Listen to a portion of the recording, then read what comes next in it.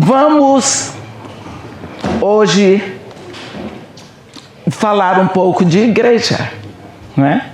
Que é o assunto que mais interessa a Deus, Pai, Filho e Espírito Santo. Na realidade, tudo que Deus fez e está fazendo e sempre fará é por causa de uma igreja, de uma noiva, uma comunidade santa, remida pelo sangue de seu Filho. E quando nós vemos isso, nós temos certeza de que Deus não é perdedor. E há um momento em que Jesus estava falando com seus discípulos e falava e pregava e ensinava para toda a multidão, mas como homem, aquele rapaz tinha uma vontade de estar na intimidade com seus discípulos, e então ele pegou os 12 e levou para um cantinho separado. Eu chamo isso retiro com os discípulos. Esse lugarzinho mais perto. E ele os levou para um lugar maravilhoso, nascente do Jordão. E essa nascente do Jordão fica numa região linda, aonde tinha o nome de Pânio ou Panéias. Era uma região dedicada ao deus Pan grego, que era a reunião de todos os deuses do Olimpo grego.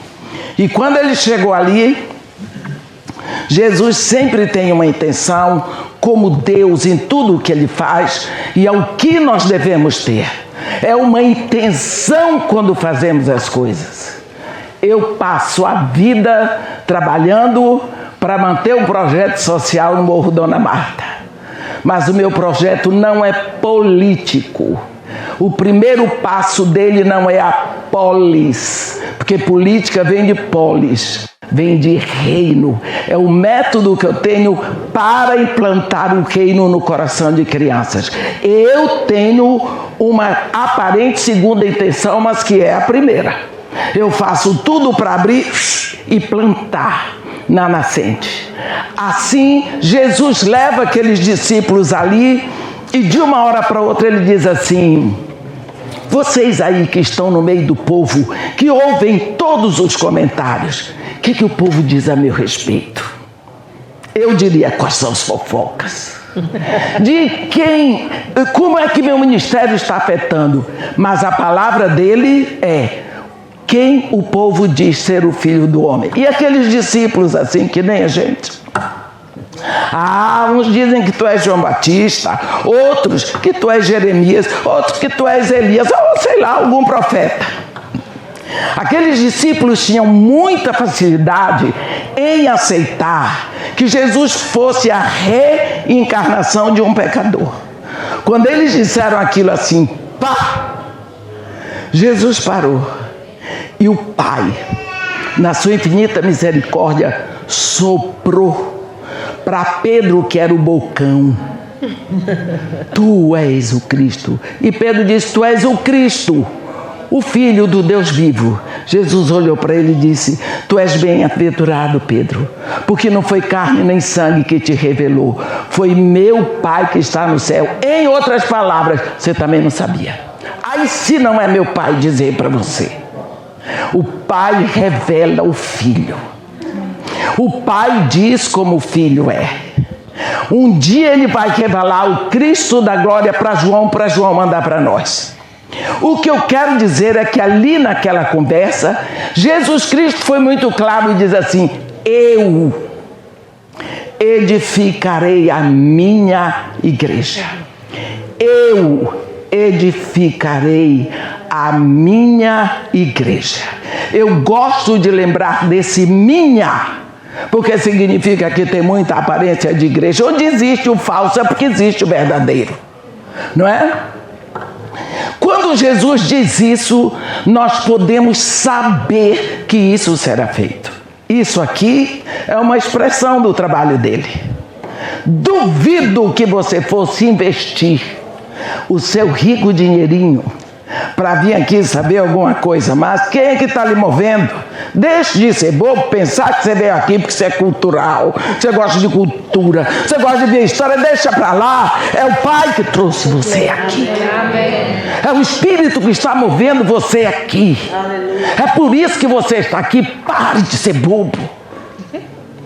Você está trazendo aqui para ser plantado em você uma coisa. Agora eu vou dizer, nessa história da igreja, quando Jesus começa a edificar, ele sempre sonhou com essa igreja. Você que é homem aqui, que tal quando você estava noivo? Que você começou a gastar todo o seu dinheirinho e compra apartamento, isso, aquilo, louco pela noiva. Um dia Jesus foi. Ele foi para ter um vislumbre da noiva. A Bíblia diz que ele saiu para aquelas regiões do Tiro e Sidom. Ficavam 26 milhas fora de Jerusalém. Chegou lá, estava andando com seus discípulos. Vem uma mulher, a Bíblia diz, algumas Bíblias dizem que ela é cananeia, outras dizem que ela era cirofenícia, outros dizem que era descendência grega. De descendência grega, o fato é que ela não era israelita. Ela não era israelita, ela não era seguidora da lei de Moisés, ela não era descendente de Abraão, a mulher era de fora. Seguramente adoradora de Baal. Aquela mulher, tinha que ser mulher, abriu o bocão atrás de Jesus. Senhor, filho de Davi, tem misericórdia de mim. Minha filhinha está horrivelmente endemoniada. Quem é essa mulher? A mulher vem chamando Jesus de Senhor. Senhor para nós não tem muito valor hoje, mas naquela época, Senhor é dono, Adonai, proprietário, ele comprou. Quem é essa mulher que vem dizendo isso? Ela diz, filho de Davi, tu és rei, tu és monarca, tu tens descendência real, tem misericórdia de mim. Misericórdia é um atributo de Deus, é Ele que diz, eu sou misericordioso, clemente e longânimo. Essa mulher chama Jesus pelos títulos que nós oramos hoje de manhã. E Jesus fazia de conta que não estava ouvindo nada. Ele estava puxando mais, porque mulher sempre tem mais. Minha filha está horrivelmente endemoniada. Quem é essa mulher que tem uma visão do problema espiritual da filha? Aí Jesus Cristo e os discípulos que representam ali Israel dizem, manda ela embora, despede, que ela está aí importunando a gente. E Jesus não abria a boca. A mulher continuava gritando. Jesus Cristo simplesmente não disse uma palavra para ela. Não fui escolhido senão as ovelhas perdidas da casa de Israel. Você diz, que homem é esse? A mulher veio na frente dele e o adorou. Adorou. Mulher, hein? Adorou. Quem é essa mulher que diz que ele é digno de adoração? Aí ele diz, não é bom tomar o pão dos filhos e lançá-lo aos cachorrinhos. A mulher fez o que a psicologia moderna ensina. Ela concordou com ele para ele abrir o espaço para ela lançar a premissa dela. Sim, senhor, eu concordo, mas os cachorrinhos também comem das migalhas que caem da mesa de seus donos. Aquilo dali, Jesus Cristo deu um grito. Ele deu um grito de admiração e de alegria. Oh mulher, grande a tua fé, faça-se contigo como queres. A mulher, a Bíblia diz que desde aquele momento a filha dela ficou sã. A filha dela tinha uma doença produzida por demônios. Que mulher é essa? Rejeitada pela comunidade de Israel, que não é israelense, que reconhece Jesus como Senhor, como dono, como proprietário que comprou, que reconhece que Ele é monarca, que reconhece que Ele é Deus, que reconhece que Ele é digno de louvor. Essa é a igreja espalhada pelo mundo. Jesus Cristo foi ali para ter uma visão da sua igreja, da sua noiva que vinha de fora, seria rejeitada por Israel, como aqueles discípulos dele estavam rejeitando aquela mulher. Ele teve aquela visão, ele se alegrou, ele viu o que ia acontecer. Essa mulher representa a igreja gentílica, a igreja que vem de fora. Porém, nesse momento, desde que começa a igreja na terra, Jesus Cristo, quando ressuscitou, disse assim: toda a autoridade me foi dada nos céus e na terra. Aleluia! Dá vontade de correr assim, macho! Toda a autoridade me foi dada nos céus e na terra. Ide! Pá. Quer dizer, sou eu que mando, eu garanto, e aí não tem ninguém para mim. Vá! Todas as nações, fazei discípulos. Depois ele diz: agora não. Permanecei na cidade. Porque até que do alto sejais revestido de poder.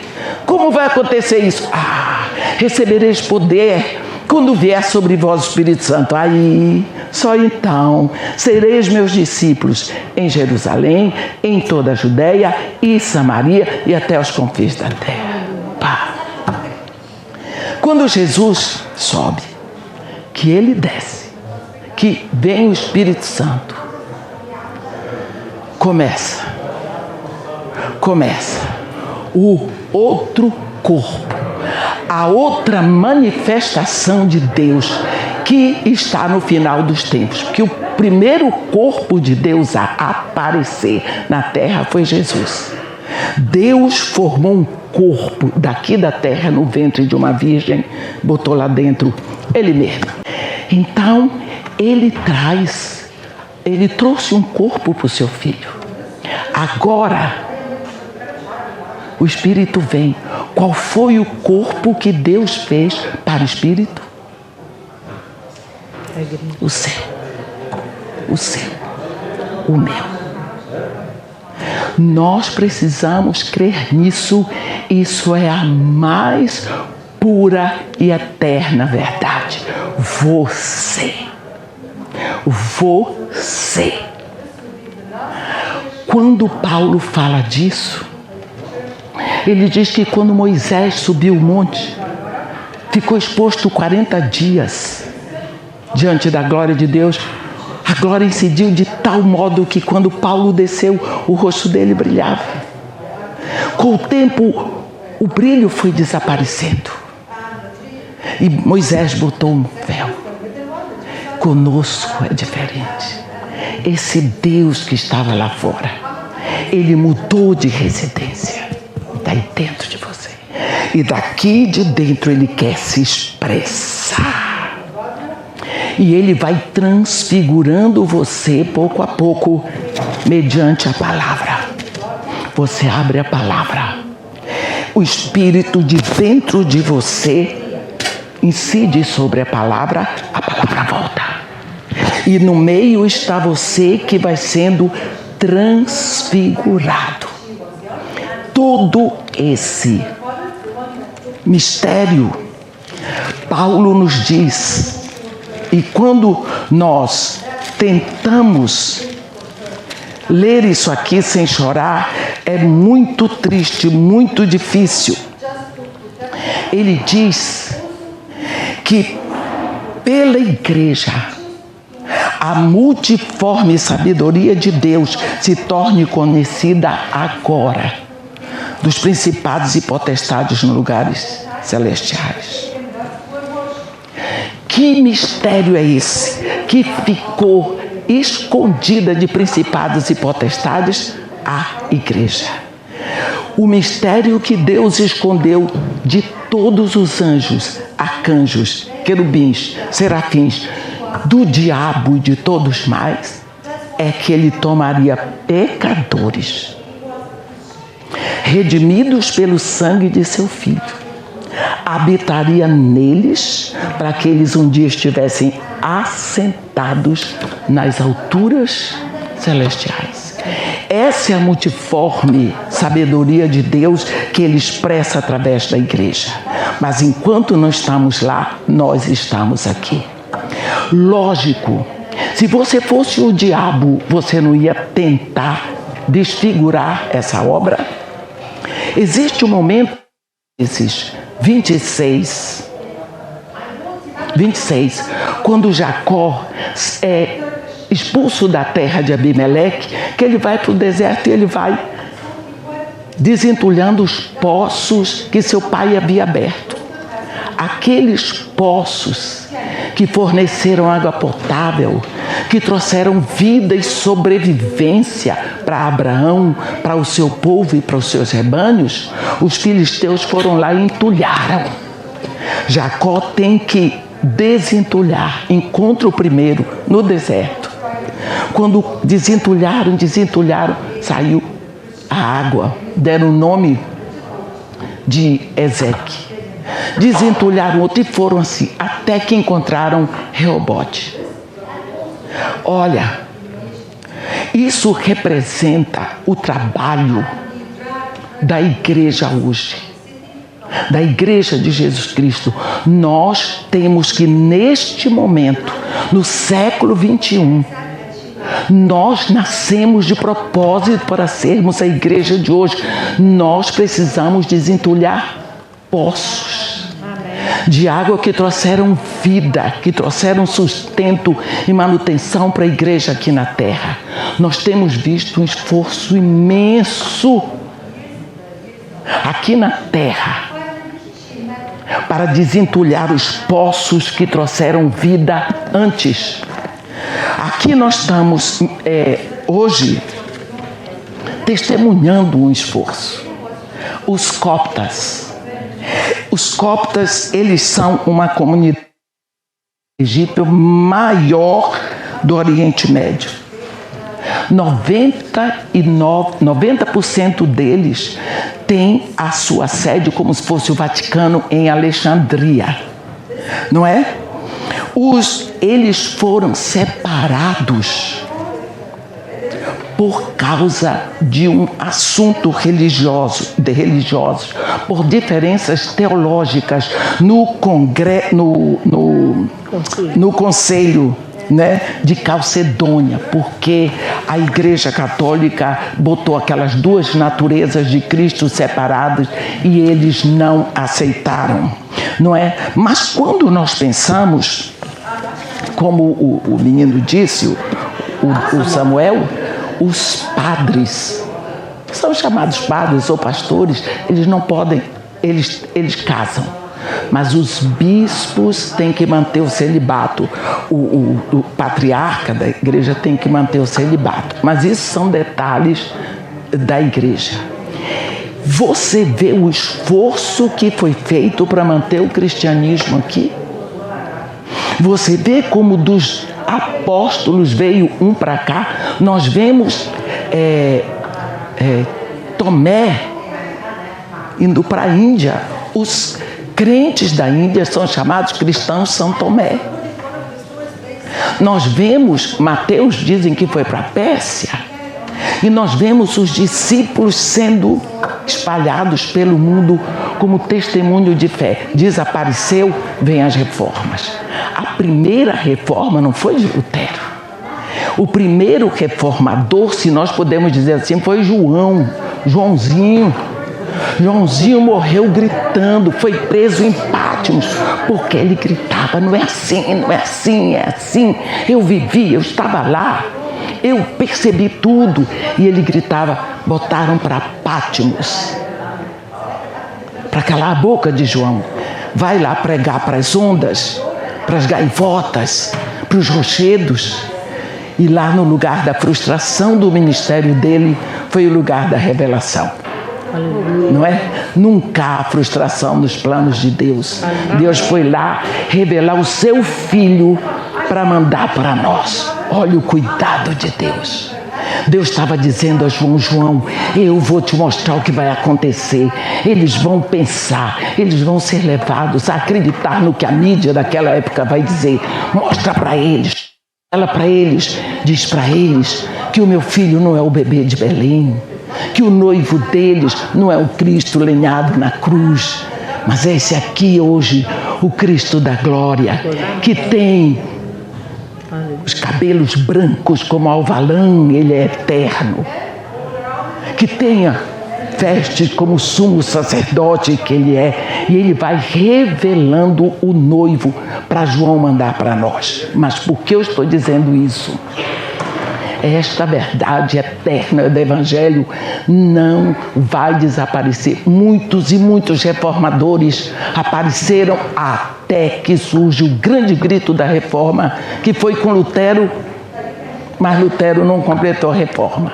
Ali foi por causa de vender favores de Deus, a graça, as ações de graça. Eu estive semana passada, quem está presente aqui, que estava comigo lá, é a Ângela. Nós fomos conhecer de perto, nós fomos ver a história da reforma na Suíça. E nós estivemos em Zurique, na igreja de Ulrich Zwingli, que é o grande reformador da Suíça. Este homem gritou e morreu para que a Bíblia saísse do latim e fosse pregada na língua do povo suíço, naquele alemão deles. Por causa disso, ele morreu. E surgem então os anabatistas, talvez vocês já ouviram falar, e os anabatistas se levantaram contra o batismo infantil, o batismo de bebê, porque eles provavam tudo na Bíblia, está escrito, ide, quem crer e for batizado será salvo. Então você não pode ser salvo pela fé do outro, porque a salvação é pessoal. E eles gritaram, chegou uma hora que a dor do que aconteceu lá na catedral, na igreja de Zurique, ela cresce tanto. E chega, nós fomos conhecer o lugar onde Haslenbacher foi preso.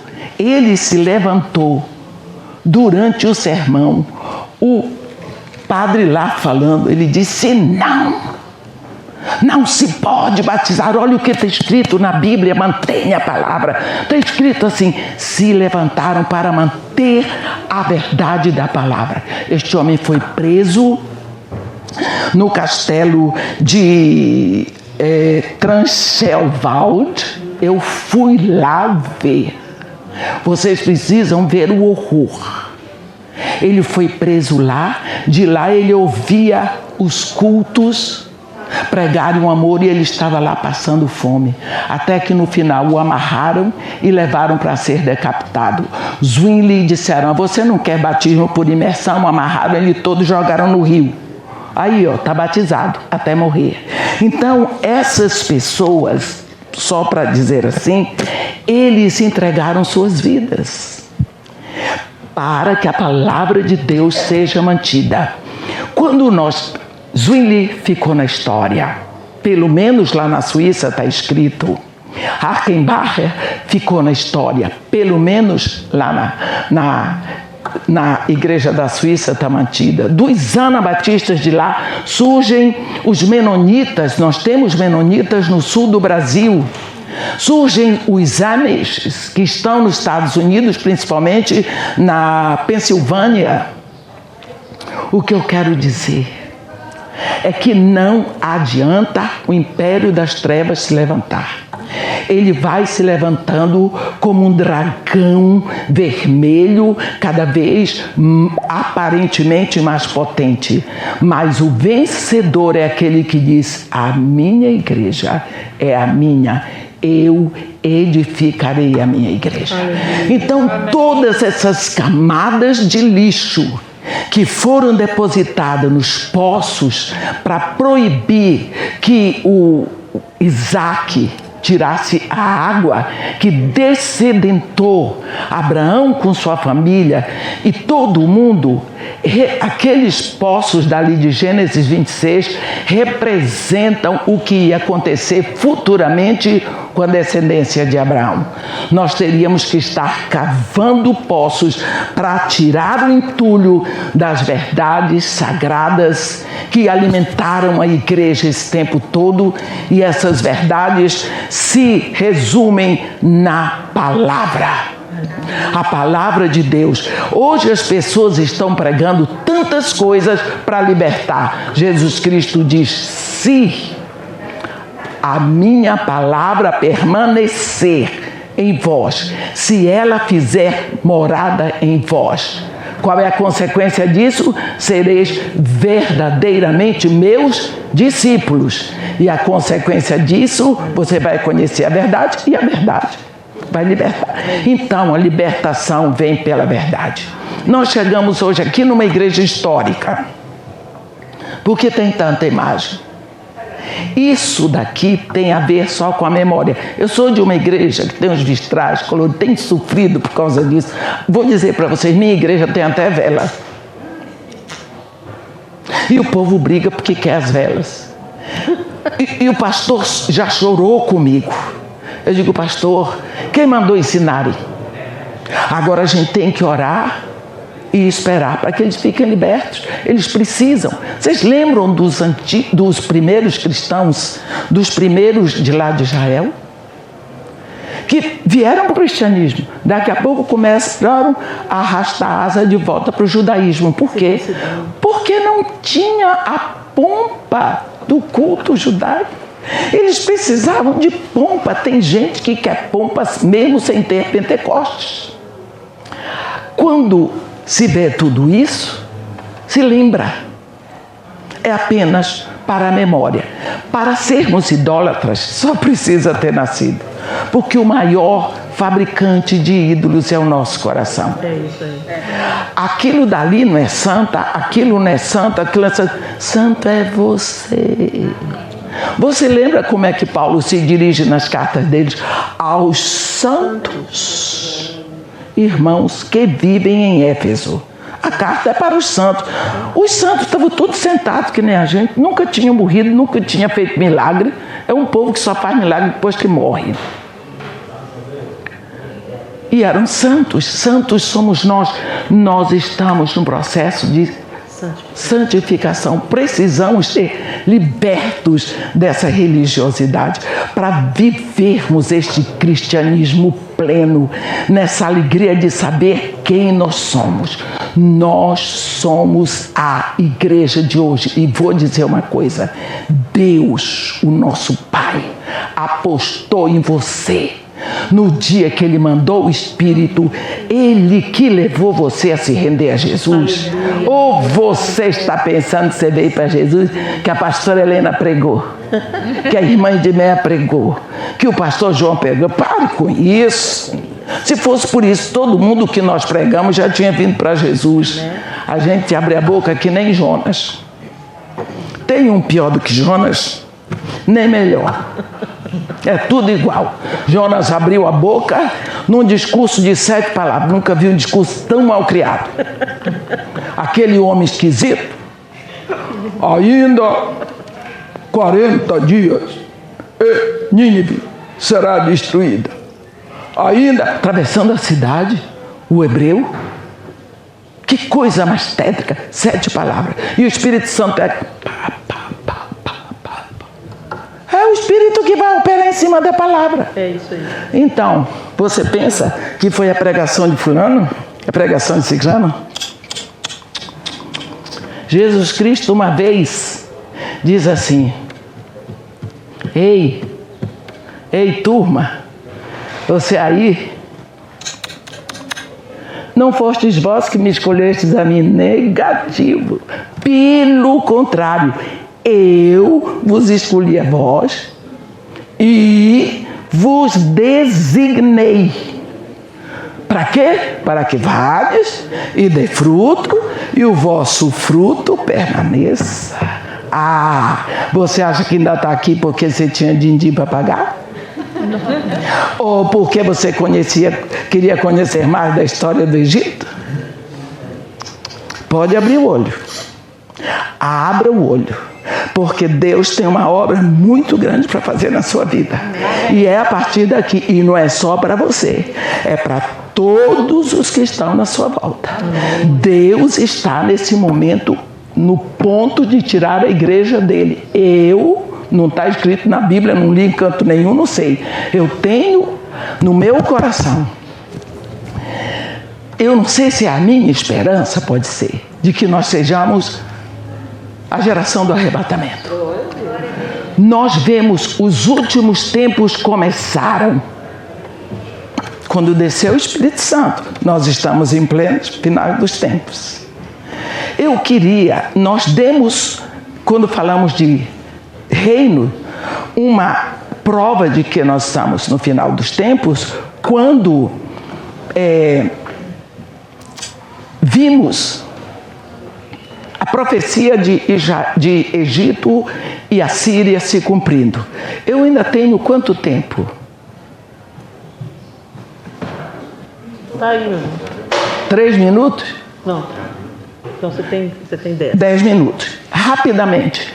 Um exemplo de algo que está acontecendo na igreja agora, no mundo. Abre os olhos. Quando você pega a profecia de Jeremias 49. Quantas vezes você já leu o livro do profeta Jeremias? Eu não sei, mas eu tinha muito tanto até que eu cheguei lá. Ele fala profecia a respeito dos elamitas. Quem são os elamitas? E pandemia boa, essa que eu passei. Deus diz assim: trarei sobre Elão os 4 ventos dos 4 ângulos do céu e os espalharei na direção de todos esses ventos. E não haverá país aonde não venham os fugitivos de Elão. Aí no final diz assim: nos últimos dias mudarei a sorte de Elão, diz o Senhor. Isso não parece com Israel? Nos últimos dias. Vamos procurar quem é Elão. Elão é o primogênito de Sem, o filho de Noé, que é super abençoado. Primogênito coisa. A gente vai estudar a história de Elão, está toda ali na Mesopotâmia, onde é a tribo de Sem. Quando você vai lá em Atos, capítulo 2, versículo 9, estão lá os elamitas, recebendo o Espírito Santo, ouvindo o sermão de Pedro. Mas onde eles estão? São os ciganos, meus irmãos. Aí você na Europa, você vê o aumento o aumento do número de igrejas de ciganos. No Brasil cresce, Estados Unidos cresce, a propaganda de ciganos hoje é imensa. Os cativos de Elão são semitas. Para terminar, o que foi que aconteceu quando veio o Espírito Santo? O Espírito Santo chegou, né? A igreja estava bonitinha em Jerusalém, se multiplicando. Capítulo 7, martírio de Estevão. Capítulo 8, aí o Espírito Santo diz: já Estevão morreu, a diáspora da igreja, para onde é que vai o evangelho? O Espírito Santo vai mandar a igreja na direção dos 3 filhos de Noé, porque a Bíblia diz lá em Gênesis, que dos 3 filhos de Noé se povoou toda a terra. Aí o Espírito Santo converte um descendente de Cão. Capítulo 8, da Etiópia. Capítulo 9, da tribo de Sem, que é Paulo. Capítulo 10, da tribo de Sem, de Jafé, que é o Cornélio. Então você vê o Espírito Santo levando o evangelho na direção desses 3 filhos de Noé. Quer dizer, ele espalhou o evangelho na terra. Agora, na direção do Espírito Santo, a igreja vai atingir toda a terra. Não se preocupe. Eu edificarei a minha igreja. Olha o que Jesus Cristo fez no Egito. Não se preocupe, porque assim como Marcos veio para cá, Paulo é enviado aos gentios, João é enviado para a Ásia Menor, Pedro vai lá, e os outros espalhados, norte, sul, leste, oeste, até que a igreja atinja as Américas. Nós precisamos saber que todos aqueles que são escolhidos serão alcançados. Esse é o nosso dever agora. Primeiro de tudo, crer. Crer que Deus plantou o Espírito em você. Não é para você ficar bonitinho acumulando cultura. É para expressar. Comece a falar com Ele. Comece a ser transfigurado. Porque a Bíblia diz: e todos nós, com o rosto descobertos, continuamos a contemplar na Tua palavra. É como um espelho diante do qual nós vamos sendo continuamente transfigurados, num crescente esplendor, de um degrau de glória em outro degrau de glória. E isso vem de quem? Do Senhor, lá de dentro, que é o Espírito que já está dentro de você, para transfigurá-lo, para você ser cheio do Espírito. A minha oração, o meu clamor a Deus é que você volte no óleo, voando sem precisar de avião, com a consciência maior do que Deus está requerendo de você. A quem muito foi dado, dele muito será requerido. Você está recebendo. Deus começou a dar. Comece a receber. E que Deus nos abençoe e nos guarde. Que faça resplandecer o seu rosto sobre nós. E tenha misericórdia de todos nós. Amém. Amém. Glória.